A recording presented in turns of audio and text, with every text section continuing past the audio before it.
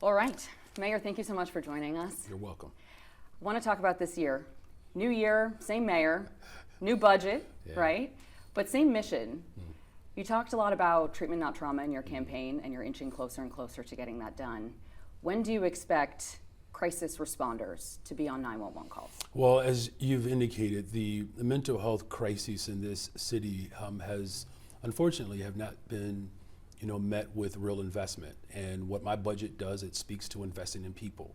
And so it's not just about reopening 2 mental health clinics that were closed, but it's also about providing care, because 40% of the 911 calls that were coming through really required a mental health care response. And so this year's budget, it's very intentional about rolling this out over the course of the next several months. And it's really about delivering services to the people of Chicago who have been calling for an alternative to how we respond to crisis. So this is no longer a pilot. It's part of the permanent infrastructure of the city of Chicago, and I've made a commitment to doing that as a candidate, and I've delivered on that as mayor of the city of Chicago. You mentioned those 2 mental health clinics. Do you know where they'll be? Well, that's a part of a larger community process. One of the things that's important to me is to establish real co-governance. My administration has been very clear about working with people and bringing government closer to the people. And so what we've looked at, though, we've seen a very hyper concentration of disinvestment historically over the course of past administrations.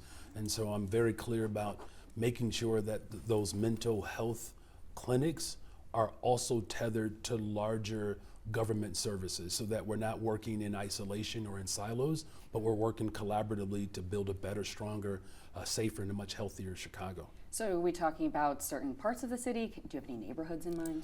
Well, if you look at my public safety plan, we've identified 35 beats where there's been a real hyper concentration, again, of disinvestment. So, we know historically the west and the south sides of Chicago have been berated, unfortunately, with very, very intentional disinvestment and harsh policy. So, whether it's Austin, where my family, where my wife and I are raising our children, or whether it's Roseland, we're going to make sure that there's a real comprehensive community process to ensure that we get the most out of this initial phase of reopening our mental health clinics.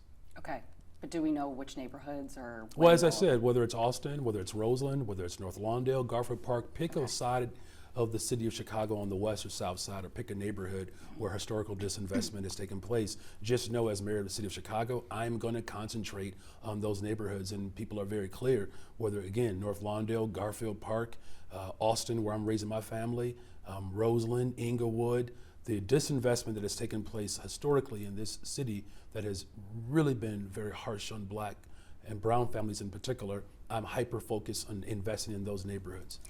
You mentioned your public safety plan, and you unrolled that just before the new year. But we've seen so many crash and grabs lately, which is very concerning to business owners specifically. We've talked in our reporting to some business owners that are saying they're going to leave because somebody's driven a car into their business multiple times. You also appointed your first superintendent, Snelling.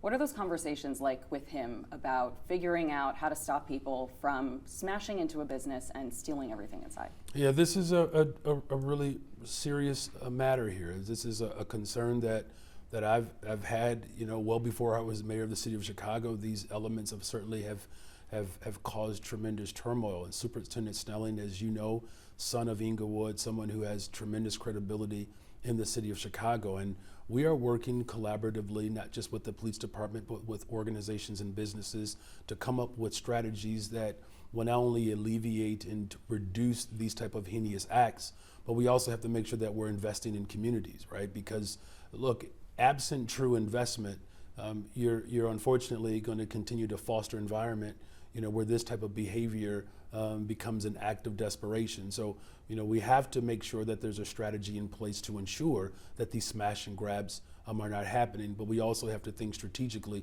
about investing in neighborhoods so this does not become an enticing form of behavior. So, One second. yeah. Where the mic is, if you could just smooth that out just a little bit. Looks a little weird on camera. No, just smooth out where the mic is. You see the little crinkle? Thank you very much. That's all. Yeah, Then we gotta go back. Thank you. Is that better? Yes. Good. There we go. Good. Perfect. Okay, we're all getting our check. I know, They geez. looking out for us. Yeah. It's The static, the winter static. All right, good to go. Okay. So aside from the investment, the long-term plan of investing, are there any strategies that you've talked about with this? Yes, we have. Look, this is an ongoing, this is going to be an ongoing strategy, right? Because, again, this heinous, very desperate form of violence is harming our beautiful city. And coming up with a strategic plan with our superintendent, along with our businesses and community organizations that will reduce and alleviate and eliminate this form of violence is something that I'm very much committed to doing. How do you work with businesses to help them keep their own storefronts safe? Is it about putting barriers in front? Is there any sort of strategy that you've thought of in that realm? You've seen this around the country. You've seen it around the world, right? Where there are barriers that are outside of businesses. But again, these are all resource driven. Just know, as mayor of the city of Chicago, I'm very much committed to making sure that we build a better, stronger, safer Chicago. And that's why I've worked hard to reduce violence in the city of Chicago. Homicides are down, shootings are down. Over the course of the last couple of months of 2023, you also had a reduction in carjackings as well as robberies. So the strategies that we have put in place thus far, we're already seeing a return on that. And we're going to double down on our efforts to ensure that a better, stronger, safer Chicago can actually be realized. So you talked about investing in communities that have historically seen disinvestment. And that is great. We've been on the street in those communities as well. And when we talk to voters, a lot of times they'll voice concerns about being frustrated that they don't think your administration is hearing them because of the monies that are being spent on the migrant crisis that they're not seeing. It seems like this money just appears out of thin air, but isn't being invested in their own communities. Why do you think they feel that way? Well, because again, Black and brown neighborhoods, and particularly Black communities, have been disinvested in. We have past administrations that have shut down schools, that have eliminated public housing, that have shut down departments of the environment, for instance. And so that historic disinvestment have left our communities dry. And in fact, I live in one of those communities. So I know that frustration. It's why I was part of an effort to organize people together to make sure that we're investing in our public schools, we're investing in public transportation. That's why in this budget, I invested $250 million into homelessness. We invest $100 million into violence reduction. Another $76 million for youth employment. My administration hired almost 25,000 young people in the summer of 2023. That's a 20% increase from the previous year, and we're going to add 4,000 more positions on top of that. And we're working with businesses and other corporations to hire young people as well. We've eliminated paid time off. We eliminated the sub-minimum wage, which tip workers have historically been attached to the system of slavery. We've added paid time off for thousands of workers around the city of Chicago. These are investments that I made in my first budget, which just went into effect this year. And we did all that without raising property taxes. So not only have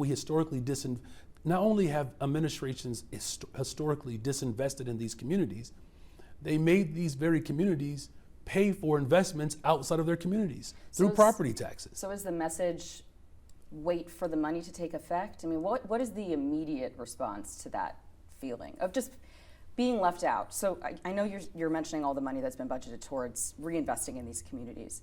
But in the past year, the city has spent, you said, they're spending around $40 million a month on this crisis, 153 plus on vendors in the past year, or since December of 2022, and now. But they see the tents going up. They see the migrants coming on buses, but they're not feeling the investment. 25,000 young people, of which 64% of them were Black children, had summer jobs. Say that to those families, whether or not they're feeling the impact. Because they are feeling the impact of those investments.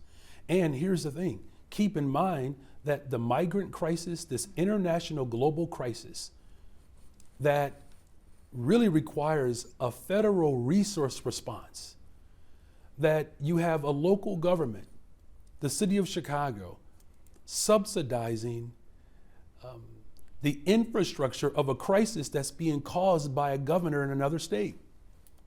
I'm frustrated as well. Over 600 buses have arrived in the city of Chicago since I've been mayor. We didn't call for those buses. And the governor of Texas sending buses to the city of Chicago to create chaos in this country. And so our effort here in the city of Chicago, of course, is to continue to call on Congress to do its part, to do its job, because we need real immigration reform policy to actually take full effect. We have not had immigration reform policy in 30 years. The last time something of substance happened, I was in high school. And the time before that, our beloved Bears were Super Bowl champions. Congress has to act because it's causing the type of disruption and chaos that the governor of Texas wants to create. Because keep in mind, he's only sending those buses to democratically ran cities. It's an intentional attack against the country. And this is why I'm committed to bringing structure, to bringing some coordination to this mission. I've gathered mayors from around the state of Illinois to address this because it cannot just fall on the city of Chicago. Congress has to do its job, provide the resources and funding that's needed to bring a coordinated structure to this mission. What if the federal government doesn't help you? Well, clearly they haven't thus far. 27 shelters. I've stood up 27 shelters. We are educating 5,000 children in our Chicago public schools right now. We are providing health screenings, infectious disease control. But is that sustainable? Because you've said it isn't sustainable. Well, I think you've answered it. No, it's not sustainable. The Congress does have to act. And if they do not act, this is going to continue to cause the type of chaos that the governor of Texas wants to do, is committed to doing. Look, leadership in this moment really requires building an operation that's centered around people's humanity. And we have done that. Again, 27 shelters, 5,000 children in our Chicago public school system. We're providing health screenings, infectious disease control. And here's the thing though, keep in mind, $250 million have been invested in the unhoused in my budget. $100 million has been invested for violence prevention in my budget. We're gonna hire 30,000 young people this summer in my budget. We have stood up a brand new office, an office for reentry, individuals who are returning from jails and prison, an entire office dedicated to make sure we're investing in those families. So even with this crisis, it never stopped me from fulfilling my mission and my vision in the city of Chicago, and that's investing in people. But you have said that this is not sustainable. So in the event that the federal government doesn't give you any more money, and the state doesn't seem to be able to do that either. We heard from the governor yesterday and asked him about that and didn't really get an answer from him. What will the city of Chicago do to pay for this? Because you've said it's not sustainable. You said we're running out of space. It's disrupting the very fabric of the city. Well, let me just be very clear. It did not stop my administration from investing in the unhoused. Now, there are other cities that have looked at making budget cuts. We haven't gotten to that point. Will you be taxing, adding a tax to help pay for this? Well, I think people are clearly familiar with what my vision is for revenue in this city. And my revenue, of course, is committed to making sure that we are doing everything that we can to address the unhoused crisis in this city. 70,000 people who are unhoused in this city are black families. And that's why I invested $250 million in my budget to do just that. But will you add a tax to help pay for the migrant crisis? Here's what I've said repeatedly. This is an international crisis. And we've heard you say that. Okay, so then you know the answer then. Well, the no, federal because government, the answer I asked is, are you adding a is, tax? The answer is the federal government has to do its job. And what if they don't? Well, look, there are 30,000 Ukrainians in this city right now who sought asylum, who were refugees. What's the difference between that crisis and the crisis that we're experiencing now? So this is not an unprecedented demand. There were services that were attached to individuals who were seeking asylum from the Ukraine, and the federal government acted. And so my question is, and it's the question that everybody is raising, what's the difference between those who are seeking asylum in this country, 30,000 of whom are in the city of Chicago? What's the difference between Ukrainian refugees and those who are seeking asylum from Central and South America? Right, but that's not the question that the people of Chicago are asking. The people of Chicago want to know, will you raise a tax, whether it be a property tax or implement something else? Well, it's interesting. No one has ever asked me if I'm going to raise a tax. In fact, I did not raise property taxes. And still, without raising property taxes, a full investment in homelessness, $250 million, $100 million for violence prevention. We're going to open up mental health clinics. We've eliminated sub-minimum wage. Black and brown women who were tip workers. We're talking about tip workers that's attached to slavery. We abolished that in this city. We've also added paid time off for thousands of workers. We're investing in people. My administration has not missed a beat. We have built an operation centered around people's humanity to respond to this international crisis that the federal government has been negligent in. And while doing all of that, I've still kept every single promise that I was going to invest in people. So you can commit to you not raising property taxes, regardless of how bad the situation gets. My budget, the $16.77 billion that I just passed, 41 alders, I believe, supported this budget. And So we is that a did yes? all of that without raising property taxes. The evidence is in what I passed. We made all of these investments without raising property taxes. What will That's the commitment that I made when I ran. That's the commitment that I kept. And you, About 4 minutes left. okay. Thank you, Ronnie. So the DNC is this summer. Switching gears, kind of. The DNC is this summer. It is. What are you going to do if buses of people are dropped off in front of the convention center? You know, look, from the very beginning, it's what I've said is that a coordinated, consistent response from all levels of government is what's required here. I've already demonstrated what I'm going to do. 27 shelters, count them. But we're running out of space. So where are these people going to go? 27 shelters, what I've built. And they're all full. And we have provided education, health care for these families. And we did all of that without having to cut back on services to people, as I've already expressed, that have been set at the margins for generations. Right, and I understand, we've gotten a lot of sound on that. We definitely know where your stance is and what you've done so far. But in the summer, when the governor of Texas inevitably sends more and more buses, possibly hundreds, planes, et cetera, how will the city sustain something you have said is not sustainable without help from the federal government? This moment really requires leadership at the congressional level. Now, look, the federal government has to act. That's the bottom line. And it's why my legal department put together an ordinance to provide some structure, some competence, and some coordination around this mission. We sent an entire delegation down to the border.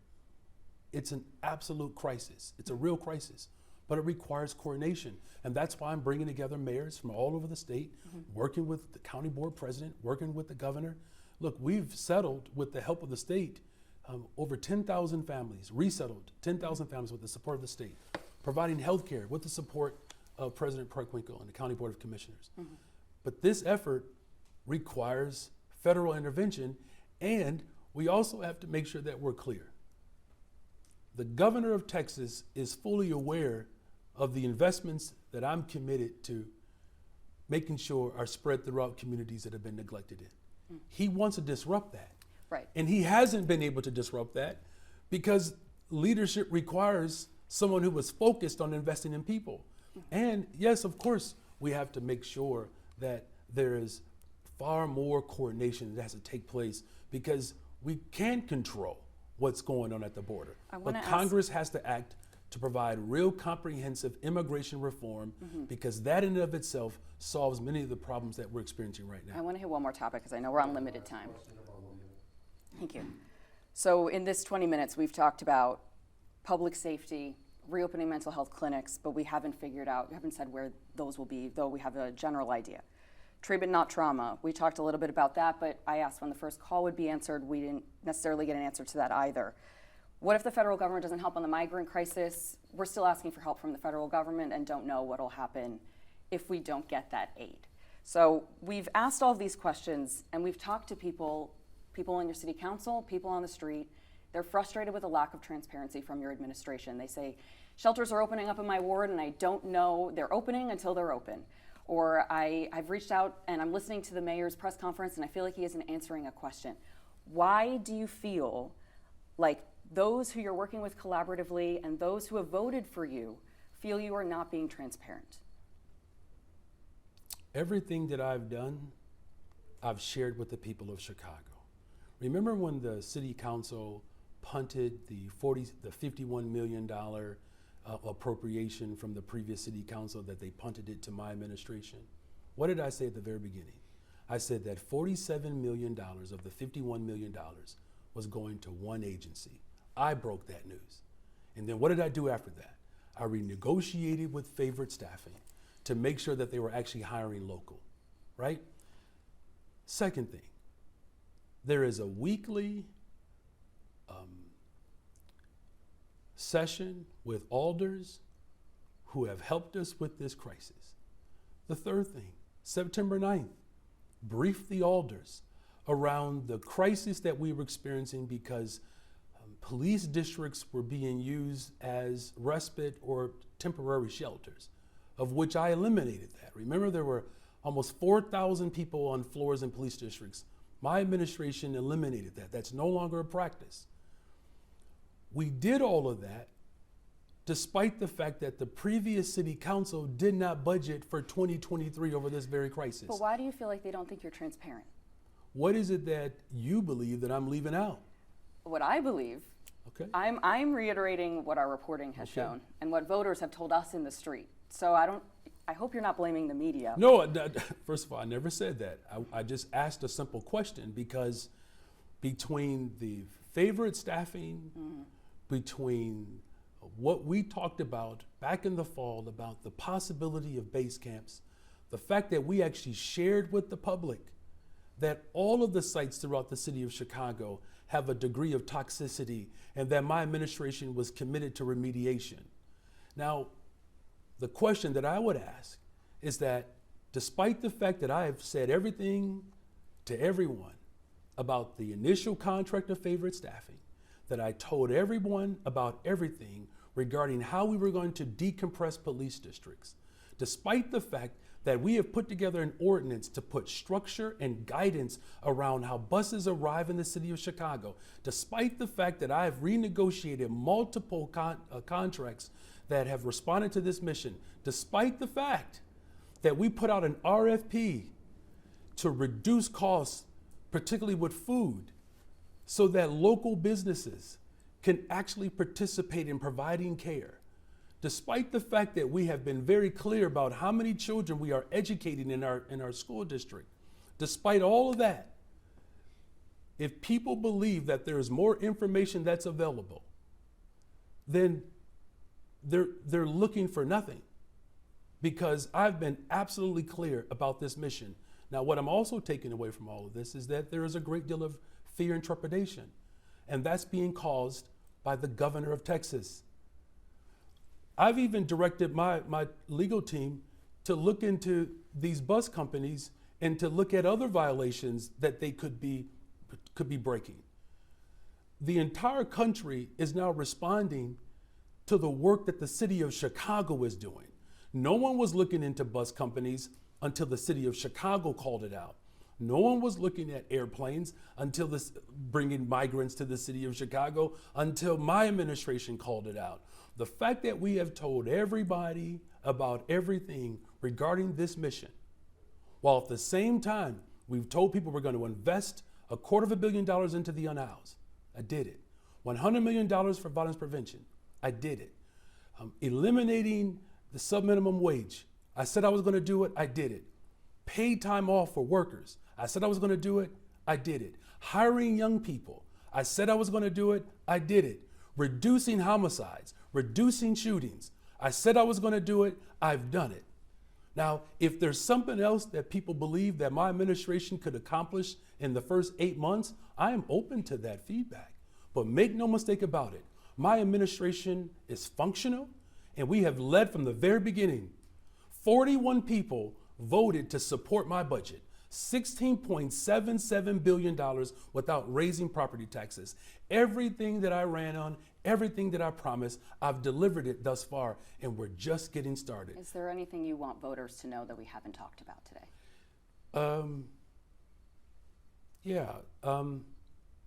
Or There was Chicagoans, that's I should say. Not just that's voters, that's a good Chicagoans. question. Last question.